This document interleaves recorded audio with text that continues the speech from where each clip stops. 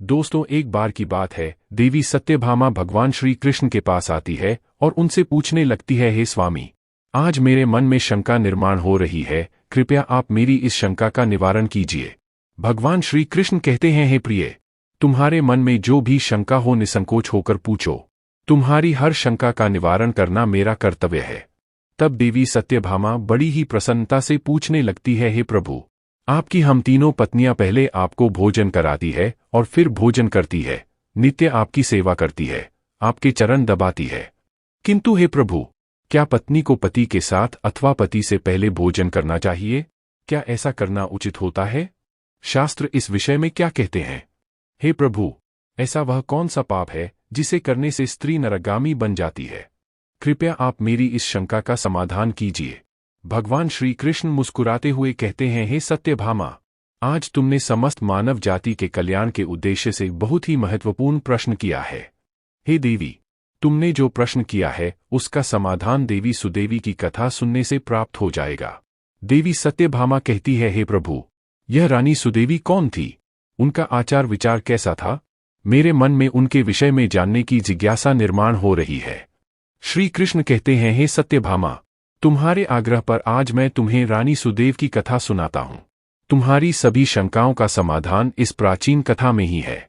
इस कथा में तुम्हें तुम्हारे सभी प्रश्नों के उत्तर मिल जाएंगे। इसीलिए इस कथा को ध्यानपूर्वक सुनो। जो भी मनुष्य इस कथा को ध्यानपूर्वक सुनता है और इसका प्रचार करता है, वह सौभाग्यशाली बनता है।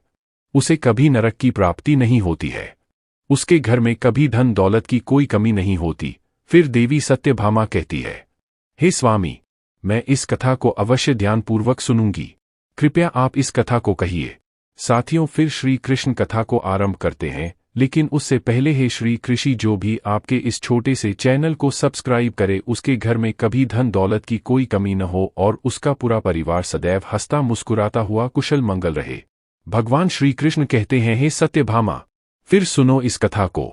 प्राचीन काल में अयोध्यापुरी में महाराज इक्ष्वाकु राज्य करते थे।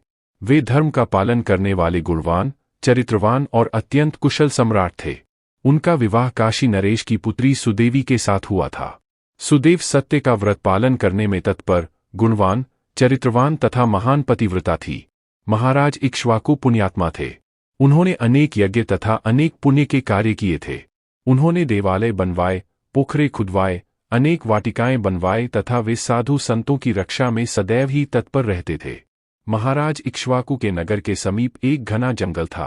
उस जंगल में एक सूअर अपनी पत्नी और पुत्र पौत्रों के साथ रहा करता था। वह सूअर बड़ा ही विशालकाय और भयंकर आकार वाला था, जिससे सभी मनुष्य भयभीत रहते थे। उस सूअर के भय से मनुष्य उस वन के मार्ग से जाने से डरने लगते थे। फिर जब यह बात महाराज इक्ष्वाकु को पता चली तो उन्होंने उस सूअर का शिकार करने का सोचा और फिर एक दिन महाराज अपनी पत्नी सुदेव तथा अनेक सैनिकों और कुत्तों को लेकर उस वन में शिकार करने के लिए चले गए। महाराज बड़े पराक्रमी थे। उन्होंने अनेक विशालकाय शेरों का तथा राक्षसों का वध किया था। इसीलिए वे इस भयंकर सूअर से नगरवासियों की रक्षा करने के लिए उस वन में उस सूअर का शिकार करने के लिए आ गए। जब उस भयंकर आकार वाले सूअर ने महाराज को वन की तरफ आता देखा तो वह सूअर अपनी पत्नी से कहने लगा, हे प्रिय, देखो, यह कौशल देश के महान सम्राट इक्ष्वाकु है। वे महापराक्रमी और महातेजस्वी हैं और वे इस वन में मेरी शिकार करने के लिए आ रहे हैं। उनके साथ बहुत से कुत्ते और व्याध है। इसमें तनिक भी संदेह नहीं है कि वे मुझ पर ही प्रहार करेंगे। महाराज बड़े पुण्यात्मा हैं। यह राजाओं के भी राजा है। समस्त विश्व इनके अधीन है। हे प्रिय, मैं तुम सबकी रक्षा करने के लिए अपना पराक्रम दिखाता हुआ महाराज के साथ युद्ध करूंगा। अगर युद्ध में मैंने इनको पराजित कर दिया तो तीनों लोकों में मेरी कीर्ति हो जाएगी और यदि मैं इनके हाथ से मारा भी गया तो मुझे इस सूअर के जन्म से छुटकारा मिलेगा और मैं विष्णुलोक को चला जाऊंगा। मेरे पिछले जन्म के पाप के कारण ही मुझे सूअर का जन्म प्राप्त हुआ है। हे प्रिय, तुम मेरा मोह छोड़कर हमारे पुत्र और पौत्रों को लेकर पर्वत की गुफा में चली जाओ। अब समय आ गया है कि मैं अपने पूर्व जन्मों के पापों से मुक्त हो जाऊं। जब महाराज के बाण मेरे शरीर को घायल कर देंगे तो एक एक बाण से मेरे पूर्व जन्म के पाप नष्ट हो जाएंगे। फिर सूअर की पत्नी बोलने लगती है, हे नाथ, हमारे बच्चे आपके ही पराक्रम और साहस के कारण इस वन में निर्भय होकर विचरण करते हैं, कोमल कोमल फूलों का आहार ग्रहण करते हैं, आप ही के कारण इन्हें शेर, सियार आदि जंगली जानवरों का भय नहीं है, क्योंकि आप ही इनकी रक्षा करते हैं। आपके भीषण रूप को देखकर कोई भी शिकारी हमारी शिकार करने के लिए इस वन में नहीं आता है। अगर आपकी मृत्यु हो जाएगी तो फिर मेरी और हमारे पुत्रों की रक्षा कौन करेगा? आपके बिना हम असहाय हो जाएंगे। पति के बिना मेरा क्या होगा? उत्तम सुवर्ण के गहने, आभूषण, वस्त्र पहनकर भी कोई भी स्त्री पति के बिना शोभा नहीं पाती है। पति से ही स्त्री को सौंदर्य और शोभा प्राप्त होती है।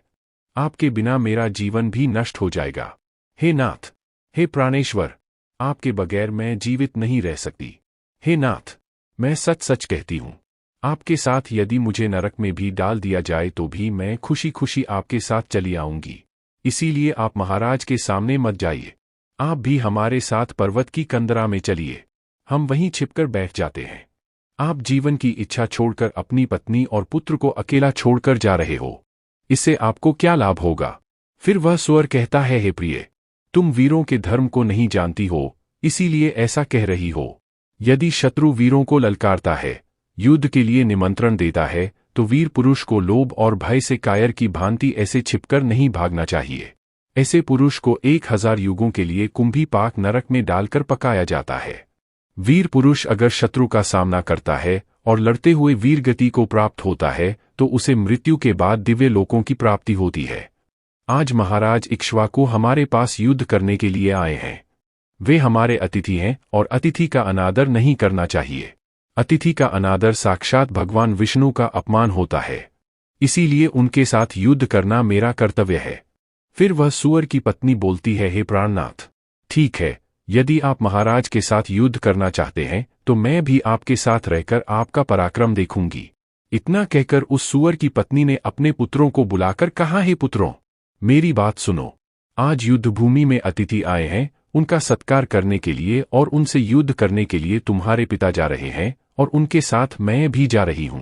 इसीलिए तुम सभी अपने भाइयों को लेकर पर्वत की गुफा में जाकर छिप जाओ। महाराज इक्ष्वाकु बड़े बलवान हैं। वे इस युद्ध में हमारा सहार कर डालेंगे। इसीलिए तुम लोग यहां से भाग जाओ और अपने प्राण बचाओ। फिर वह सुअर के छोटे छोटे बच्चे बोलने लगे, हेमा, जो पुत्र अपने माता पिता को संकट में छोड़कर भाग जाते हैं वे महापापी होते हैं। उन्हें घोर नरक में डाला जाता है। जो निर्दयी पुत्र अपनी मां का दूध पीकर उसे दुख में छोड़कर भाग जाता है, जो पुत्र अपने बाप को विपत्ति में देखकर छोड़कर चला जाता है, वह कीड़ों से भरे हुए दुर्गंध युक्त नरक में गिरता है। इसीलिए हेमा, हम लोग आपको छोड़कर नहीं जाएंगे। फिर वह सुअर, उसकी पत्नी और उसके बच्चे सभी युद्ध के लिए तैयार हो जाते हैं और युद्ध भूमि की ओर निकल पड़ते हैं। सभी छोटे छोटे सुअर अपने पिता और माता की चारों ओर से रक्षा करने लगते हैं। उधर महाराज इक्ष्वाकु अपनी सेना के साथ उस स्थान पर आ जाते हैं और अपने सामने खड़े सुअरों को देखकर बड़े बड़े शूरवीर योद्धाओं को सुअरों का शिकार करने के लिए आगे भेजते हैं। वे सभी बलवान शूरवीर योद्धा हाथ में तलवार और भाले लेकर सुअरों पर आक्रमण करने लगते हैं। फिर सुअरों और राजा के सैनिकों के बीच भीषण युद्ध होता है। सभी एक दूसरे पर भीषण प्रहार करने लगते हैं। सुअर अपने दांतों से सैनिकों को मारने लगते हैं तो सैनिक अपने भालों से सुअरों को मारने लगते हैं। इस युद्ध में अनेक सुअर मर खप गए, कितने ही घायल हुए और महाराज के अनेक सिपाही भी मर गए और घायल हुए। अब केवल वह सुअर, उसकी पत्नी और उसके कुछ 5-7 पुत्र ही बचे थे। अपने सभी पुत्रों को मरा हुआ देखकर सुअर की पत्नी भयभीत हो गई और अपने पति से कहने लगी, हे नाथ, मुझे और इन बालकों को लेकर यहां से चलो, नहीं तो हमारा वंश नष्ट हो जाएगा। कृपया हम सभी अपने प्राण बचाकर भाग चलते हैं, नहीं तो महाराज हम सभी को मार डालेंगे।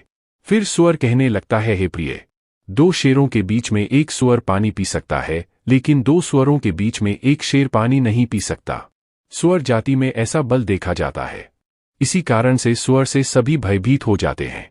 अगर इस समय पर मैं मृत्यु के भय से भाग जाऊंगा तो मेरे सुअर जाति की प्रसिद्धि नष्ट हो जाएगी। इसीलिए हे प्रिय, तुम हमारे बच्चों को लेकर यहां से चली जाओ और सुखपूर्वक जीवन व्यतीत करो। इतना सुनकर सुअर की पत्नी बोली, हे नाथ, मैं आपसे बहुत प्रेम करती हूं। आपने मेरा आदर सम्मान करके, रतिक्रिया करके और मेरी रक्षा करके मेरे मन को जीत लिया है। आपसे मेरा मोह कभी नहीं छूटेगा। इसीलिए मैं अपने पुत्रों के साथ आपके सामने ही प्राण त्याग दूंगी, किंतु आपको अकेला छोड़कर नहीं जाऊंगी। फिर वह सूअर और उसकी पत्नी दोनों ही महाराज से युद्ध करने के लिए आगे आते हैं। वह सूअर भयंकर गर्जना करता हुआ महाराज को युद्ध के लिए ललकारता है। वह सूअर उसके सामने आए बड़े बड़े वीर योद्धाओं को अपने दांतों से तिनके की भांति उठाकर फेंकने लगता है। अपने सैनिकों को मरता हुआ देखकर महाराज को क्रोध आ जाता है और वे अपना धनुष निकालकर उस सूअर पर बड़े वेग से आक्रमण करते हैं। महाराज का एक बाण तीव्र गति से जाकर उस सूअर के शरीर में घुस जाता है और वह सूअर जमीन पर गिर जाता है। फिर महाराज उस पर प्रहार करते हैं और सूअर को मार डालते हैं। सूअर के मरते ही उसके प्राण निकलते हैं और विष्णुलोक को चले जाते हैं। फिर महाराज के सैनिक अपने हाथ में भाले लेकर उस सूअर की पत्नी को मारने के लिए उसकी ओर जाने लगते हैं। सूअर की पत्नी अपने बच्चों के सामने खड़ी हो जाती है और बच्चों से कहती है, बच्चों, मैं जब तक यहां पर खड़ी हूं तुम यहां से भाग जाओ। सूअर का बड़ा बेटा बोलता है, हे माता, अपने प्राणों के भय से मैं आपको मरने के लिए छोड़कर कैसे भाग जाऊं? अगर मैं ऐसा करूं तो मुझ पर धिक्कार है। मैं युद्ध में शत्रु को परास्त करूंगा। तुम अपने पुत्रों को लेकर यहां से चली जाओ। फिर वह सूअर की पत्नी बोली, हे मेरे पुत्र, मैं महापापिनी तुझे अकेला छोड़कर कैसे चली जाऊं? इतने में ही राजा के सैनिक उन सूअरों के पास आते हैं और उन पर प्रहार करने लगते हैं। सूअर का बड़ा बेटा भयंकर युद्ध करता है और अनेक सैनिकों को मार गिराता है। तब महाराज आगे आकर उस सूअर के बड़े बेटे को भी मार डालते हैं। अपने पुत्र को मरा हुआ देखकर सूअर की पत्नी बहुत क्रोधित हो जाती है और भीषण प्रहार करने लगती है। उसने भी अनेक सैनिकों को मार डाला। इस घटना को महारानी सुदेवी देख रही थी। तब वह महाराज से कहती है, हे महाराज, उस सूअर की पत्नी आपके सैनिकों को मार रही है। आप आगे चलकर उसका वध क्यों नहीं करते? महाराज कहते हैं, हे प्रिय, यह एक स्त्री है। मेरा यह वचन है कि मैं स्त्री का वध नहीं करूंगा। स्त्री का वध करने से महापाप लगता है। इसीलिए मैं उस सूअर की पत्नी को न खुद मार रहा हूं और न किसी को उसे मारने के लिए भेज रहा हूं। मुझे स्त्री का वध करने में बड़ा भय लगता है। इतना कहकर महाराज चुप हो गए। फिर महाराज की सेना में भार्गव नाम का एक बलवान सिपाही था। उसने उस सूअर की पत्नी पर प्रहार किया और उसे जमीन पर गिरा दिया। सूअर की पत्नी मूर्छित होकर जमीन पर गिर पड़ी और लंबी लंबी सांस लेने लगी। जब रानी सुदेवी ने उस सूअर को धरती पर बेहोश अवस्था में देखा तो उन्हें उस सूअर पर बड़ी दया आ गई। उन्होंने ठंडा जल उस सूअर के मुख में डाला और फिर उसके सारे शरीर पर डाल दिया, जिससे उस सुवर्ण को होश आया। सूअर ने रानी को उस पर शीतल जल डालते हुए देखा तो वह बहुत प्रसन्न हुई और मनुष्य की वाणी में बोलने लगी, हे देवी, तुमने मुझ पर ठंडा जल डालकर मुझे कष्ट से मुक्ति दिलाई है। तुम्हारा कल्याण हो। सुवर्ण के ऐसे वचन सुनकर रानी सुदेवी को बड़ा आश्चर्य हुआ। वह सोचने लगी, यह तो आज मैंने बड़ी विचित्र बात देखी। यह सूअर नहीं तो मनुष्य की वाणी में सुंदर और स्पष्ट संस्कृत बोल रही है। फिर रानी ने उस सुवर्ण से कहा, हे भद्रे, तुम कौन हो? तुम्हारा बर्ताव विचित्र है। पशु होकर भी तुम मनुष्य की वाणी में बोल रही हो। तुम मुझे तुम्हारे पूर्वजन्म का वृतांत सुनाओ। किस कारण से तुम सुवर्ण बनी हो?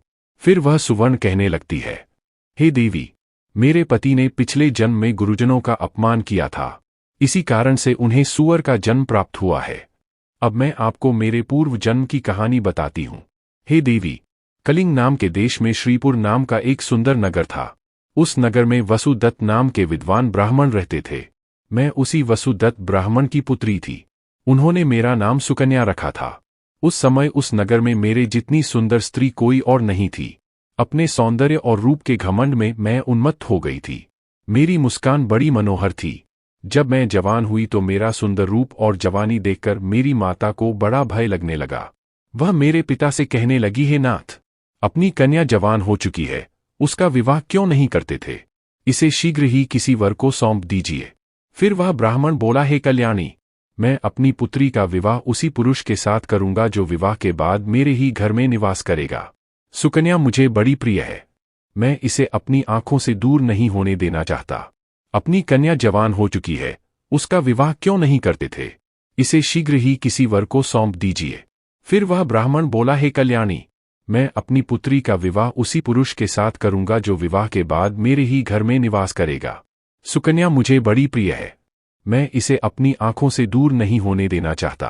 फिर एक दिन शिव शर्मा नाम के जवान विद्वान ब्राह्मण मेरे द्वार पर आ गए। मेरे पिता उसके ज्ञान और कुशलता को देखकर बहुत प्रसन्न हुए और उसे मुझसे विवाह करने के लिए पूछ लिया। फिर मेरे पिता ने उस शिव शर्मा ब्राह्मण से मेरा विवाह कर दिया और वे हमारे साथ ही हमारे घर पर रहने लगे। परंतु मैं अपने माता पिता के लाड़ प्यार से बिखर चुकी थी, अपनी विवेक शक्ति खो चुकी थी। मैंने कभी अपने पति की सेवा नहीं की, कभी उनके चरण स्पर्श नहीं किए। मैं सदा उन्हें क्रूर दृष्टि से देखती थी, उनका अपमान करती थी, उन्हें नाम लेकर पुकारती थी, उनके भोजन से पहले भोजन कर लेती थी। मैं अपने पति से ही खुद को भोजन परोस लेती थी। मैं अपनी मर्जी से स्वच्छंद होकर यहाँ वहाँ घूमने लगती थी और बात बात पर अपने पति का अपमान करती थी। मैंने उनके साथ कभी सहवास भी नहीं किया, उन्हें मेरे शरीर को कभी हाथ भी लगाने नहीं दिया। शिव शर्मा बहुत ही शांत स्वभाव के थे। उन्होंने मुझे अनेक दिनों तक सहन किया और फिर एक दिन वे अत्यंत दुखी होकर मुझे छोड़कर चले गए। मेरे पति के जाते ही मेरे पिता बहुत दुखी होकर कहने लगे, हे प्रिय, सुनो, हमारे दामाद हमारी पुत्री को छोड़कर चले गए हैं। हमारी पुत्री ही पापचारिणी थी, दामाद तो विद्वान थे। मैं क्या जानता था कि हमारी पुत्री सुकन्या दुष्ट और कुल नाशिनी होगी। फिर मेरी माता बोली, हे नाथ, हमारी पुत्री आप ही के लाड़ प्यार से बिखर गई है, इसे सही राह पर लाने के लिए आपको ही कुछ करना होगा। पिता के घर में रहने वाली कन्या दुराचारी बन जाती है, इसीलिए कन्या को कभी घर में नहीं रखना चाहिए, उसे उसके पति के पास ही रखना चाहिए। हमारी कन्या बहुत दुष्ट और पापिनी है, आप इसका त्याग करके इसे इसके पति के पास भेज दीजिए। इस प्रकार से माता के वचन सुनकर मेरे पिता बहुत क्रोधित हुए और मुझे कहने लगे, हे दुष्टा, हमारे कुल में कलंक लगाने वाली दुराचारी तेरे ही कारण शिव शर्मा हम सबको छोड़कर चले गए। इसीलिए तेरा पति जहां पर है तू वहीं पर चली जा, अथवा तुझे जो स्थान अच्छा लगे वहां पर चली जा। फिर मैं अपने घर को छोड़कर चली गई। बाहर जाने पर मुझे लोग उल्टा, पापिनी, दुराचारी कहकर संबोधन करने लगे। इसीलिए मैं अपने पति को ढूंढते हुए वन चली गई। फिर एक दिन वन में मैं एक कुटिया के सामने जाकर खड़ी हो गई और भिक्षा मांगने लगी। वहां पर उस कुटिया में रहने वाली मंगला नाम की स्त्री ने मुझे देखकर अपने पति से कहा, हे स्वामी, द्वार पर एक दुखिया दुबली पतली स्त्री भिक्षा मांगने के लिए आई है। मंगला का पति शिव शर्मा ही था, जिन्होंने मेरा त्याग किया था। मुझे देखकर उन्होंने मुझे पहचान लिया और अपनी पत्नी से कहने लगे, हे प्रिय, ये मेरी पहली पत्नी सुकन्या है, जो मुझे बहुत प्रिय थी, इसीलिए तुम इसका आदर सत्कार करो और इसे अपने घर में स्थान दो। फिर मंगला ने अपने पति की आज्ञा का पालन करते हुए मुझे घर के अंदर बुला लिया और मुझे पहनने के लिए वस्त्र दिए। फिर एक दिन मैं बैठकर मंगला के अच्छे स्वभाव का और मेरे दुष्ट स्वभाव का विचार करने लगी और मुझे बड़ा दुख होने लगा। अधिक चिंता करने के कारण मेरा हृदय फट गया और उसी क्षण मेरी मृत्यु हो गई। फिर यम के 2 दूत उस स्थान पर आ गए और मुझे उठाकर यमलोक ले गए। वहां पर यमराज ने मेरा लेखा जोखा देखा और यमदूतों से कहा, ही दूतों, इस पापिनी स्त्री ने अपने पति का बहुत अपमान किया है। यह पति से पहले ही भोजन कर लेती थी, अपने पति को नाम से बुलाती थी, उसे घर के काम करवाती थी, इसीलिए इस पापी स्त्री को ले जाकर नरक में डाल दो। फिर यमदूत मुझे नरक में ले गए और उन्होंने मुझे जलते हुए अंगारों में डाल दिया। लोहे के जलते हुए पुरुष बनाकर मुझे उन्हें आलिंगन दिलवाया। वह नरक में मुझे अनेक वर्षों तक कष्ट भोगने पड़े। फिर नरक की सजा भुगतने के बाद यमराज ने मुझे सुवर्ण के जन्म में डाल दिया। सुवर्ण बोली, हे देवी, इस प्रकार से मैंने आपको मेरे पूर्व जन्म का वृतांत सुना दिया है। कृपया अब मुझे इस जीवन से मुक्ति दिला दो। आपने अपने पति की बहुत सेवा की है, इसीलिए मुझे आपका थोड़ा सा पुण्य प्रदान करो। फिर रानी सुदेवी महाराज से कहती है, हे स्वामी, अब मैं क्या करूं? आप जो आज्ञा देंगे मैं वही करूंगी। महाराज इक्ष्वाकु कहते हैं, हे प्रिय, यह बेचारी बहुत दुख उठा रही है, तुम अपने पुण्य से इसका उद्धार करो। महाराज की आज्ञा लेकर रानी सुदेव ने सुवर्ण से कहा, हे देवी, मैं अपने 1 वर्ष का पुण्य तुम्हें प्रदान करती हूं। रानी के इतना कहते ही उस सुवर्ण के प्राण चले गए और उसके शरीर से एक दिव्य स्त्री प्रकट हुई और फिर वह महारानी और महाराज को नमस्कार करके विष्णुलोक को जाने लगी। भगवान श्री कृष्ण कहते हैं, हे सत्यभामा, इस प्रकार से मैंने तुम्हें यह महान कथा सुनाई है। तुम्हें तुम्हारे सभी प्रश्नों के उत्तर भी मिल गए होंगे। देवी सत्यभामा कहती है, हे स्वामी, आपने आज मुझे बहुत ही पवित्र कथा सुनाई है और मेरी सभी शंकाओं का निवारण भी किया है। अब सभी लोग कमेंट बॉक्स में राधे राधे अवश्य लिखें। तो दोस्तों, उम्मीद है आपको भी यह कथा पसंद आई होगी। कथा कैसी लगी कमेंट करके जरूर बताएं। जानकारी अच्छी लगी तो वीडियो को लाइक जरूर करें और कमेंट में जय श्री कृष्ण अवश्य लिखें। साथ ही चैनल को सब्सक्राइब करें। आप सभी का धन्यवाद।